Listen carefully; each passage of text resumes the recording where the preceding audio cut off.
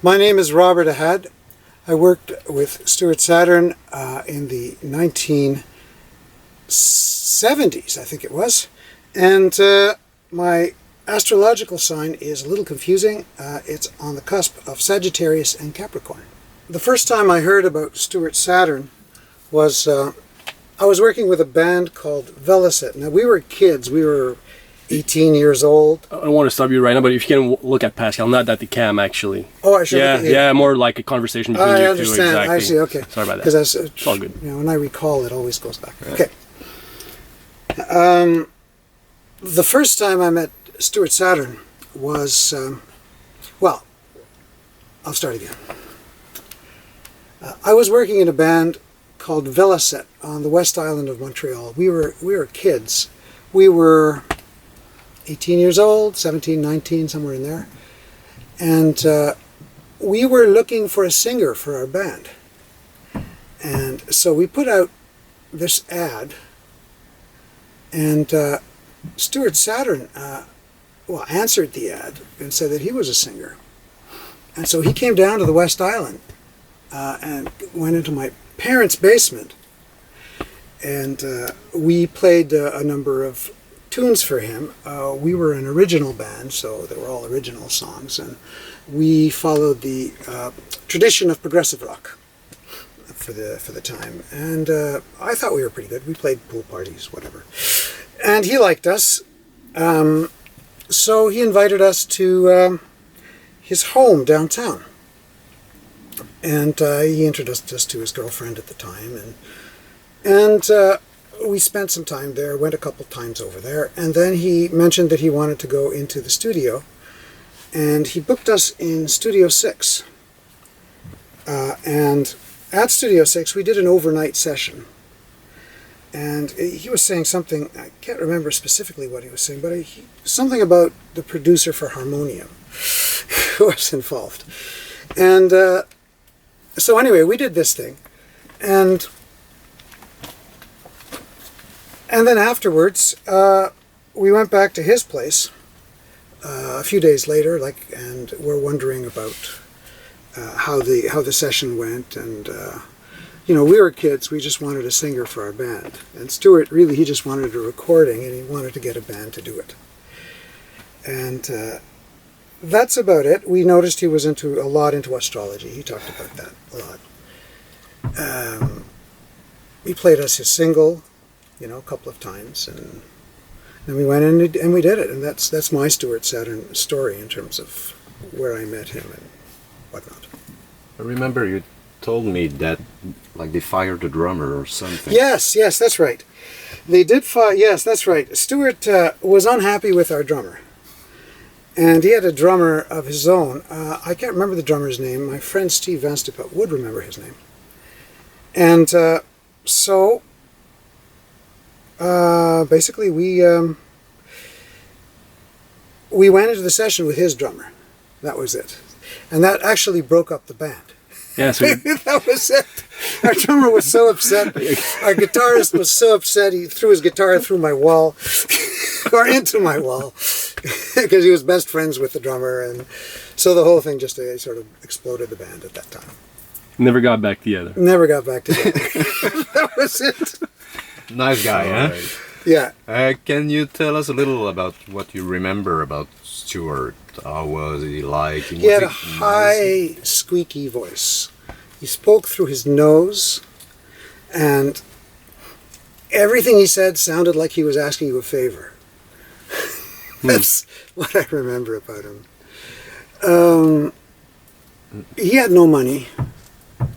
He wouldn't tell us anything about his background or anything like that, though he did mention he rubbed shoulders with a lot of famous people. You know anything about his brother? Nothing at all. He didn't mention him. You told me that he was living in Hotel de Ville. That's right. He was living in a little second floor flat on Hotel de Ville with his girlfriend. It was very dark. It was very small. It was very funky. You remember his girlfriend name, or? Not her name, no. But I do remember she was lovely.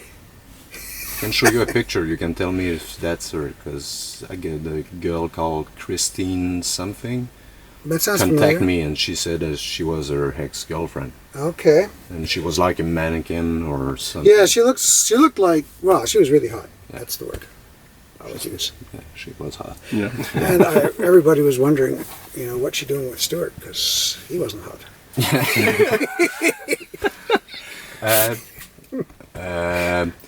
Do you play any live show or anything, or just?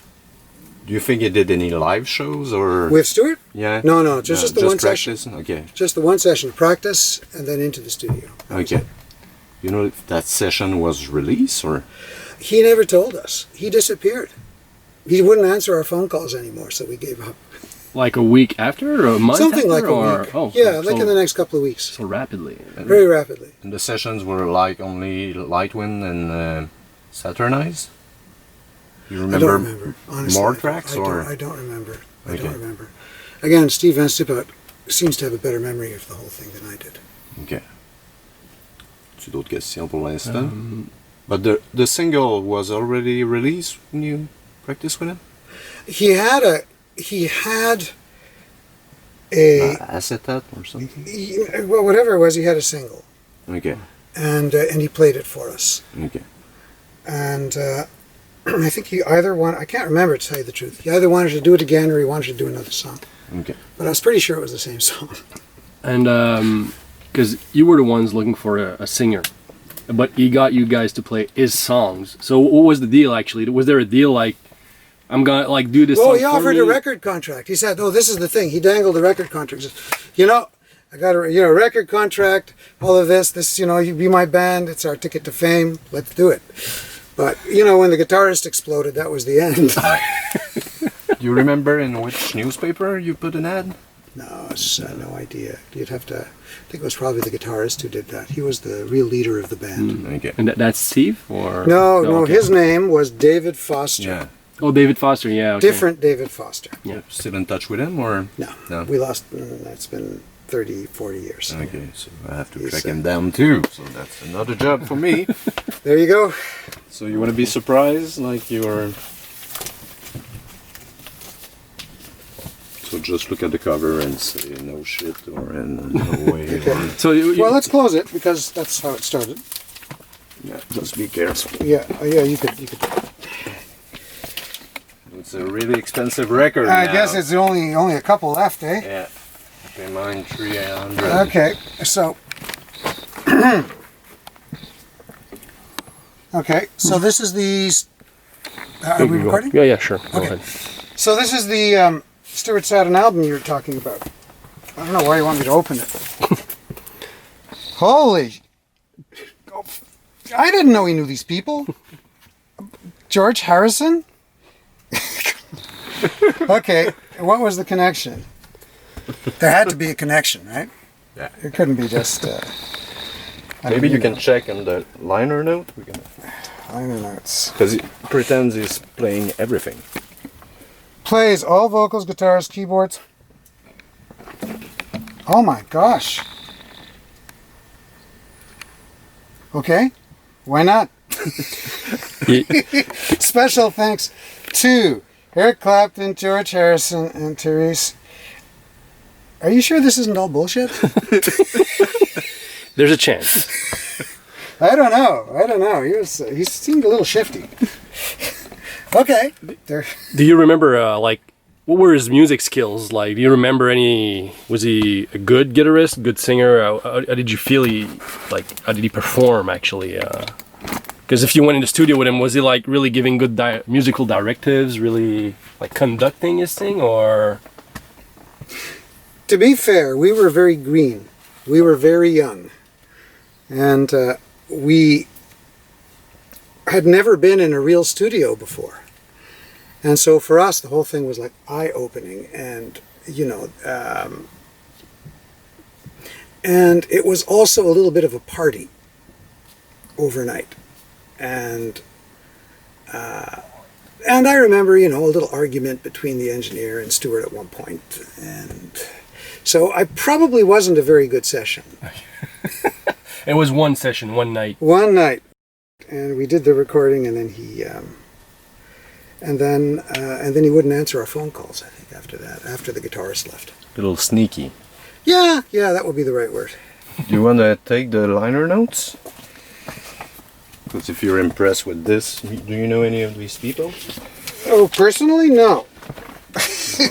Anything you can remember? Record Oh, store? everything. Oh, everyone knows Eric Clapton. Everyone knows George Yeah. Harrison. Everyone knows Yes, John Anderson. Seals and Croft, of course. Stevie Wonder, of course. John McLaughlin, I used to be a huge fan. Donna Summer, of course. Billy Cobham, I don't know. Mahavishnu Orchestra. Sure, whatever. It's all good. You want to read the liner notes aloud? Or Oh my. I'd be surprised. Stuart Saturn, the singing astrologer. Stuart has worked for the past 15 years creating a following all over the USA, Canada, and Europe. His main goal is to educate the public to the significance of astrology musically. He has also performed his talents as a practicing astrologer and clairvoyant into a new era of the 80s, or 1980s is what it says. Do I have to do the whole thing? Yeah. If you feel like it, sure. Okay. Love fills his original songs and live stage presentations. I'm reading, okay? This isn't what I think. Okay? Innovator of musical zodiac love songs and hopefully positive predictions, Stuart communicates personally with his audience, telling them about their self, potential, love, and compatibility, and their destiny. He predicts the future pathways of people by the moon, planets, and gravitational effects of the universe. Being a songwriter, Stuart has written music and lyrics for over 100 songs. In addition, he was on more than 60 radio and television interviews playing his music. Okay, and Stuart physically reading fans telephoning into the stations with incredible accuracy. Right. Stuart's versatile career started 15 years ago playing guitar and singing backup with the Jackie Gleason Show Orchestra. I used to watch the Jackie Gleason Show. Bobby Sherman, Sonny and Cher, Tom Jones, Frank Sinatra, Ray Charles, Tony Orlando, and Lou Rawls. Wow, he likes to stretch the truth. As a performer in the music field, Stuart Saturn has done astrology chart and future predictions for fellow musical friends. Paul and Linda McCartney, David Bowie, Jimmy Page, John Mayall, Eric Clapton, George and Patty Harrison, Jimi Hendrix, Donovan, Stephen Wonder, Jan Hammer, John McLaughlin, Barbra Streisand, John Anderson, Seals and Crofts, Firefall, and Elvis Presley. Now that's an impressive list, don't you think? I think that's a very impressive list. Now launched on a solo career, Stuart's innovative stage acts include club dates, where he walks off stage into the audience and makes singing predictions for the people. That's a new thing. That's a great shtick. He has also played publicly in large arenas such as Miami Jai Fronton, Miami Beach Convention Center, Roxy Theater, Los Angeles, the Montreal Forum, Place des Arts, and Expo in Montreal, Caesars Palace, Las Vegas, Toronto, Maple Leaf Gardens, and the London Palladium. He's got nerve, I like that. Stuart Saturn sings, plays lead guitar and keyboards, as well as acts out his dance routines. This novelty act is an experience not to be missed into the 1980s. Thank you. So that's quite a resume, Yeah, well, he's world famous. Among celebrities. Also, just want to make one thing clear though, because you know it is funny and everything, but just so you know, we like the music, so it's Yeah. not we're not doing this to laugh at him. I know, really, I know. it's really I've a serious. only heard one song that I can remember, and that is really the song that I heard recently on YouTube? on YouTube when you had I can send brought you a attention. couple. Yeah, that would be cool. Yeah, no, they're okay. I mean, some of his changes were unexpected, where he went with the music. Yeah, I remember that face. I really remember that face. That was at his brother's wedding. Oh yeah. These are the ads when he sold his guitar in '77, before he left Montreal. Oh yeah. We're doing serious research, and this. We found his old address. We tracked down the phone number that fits. We did a search with the phone number and these two guitar. Cool.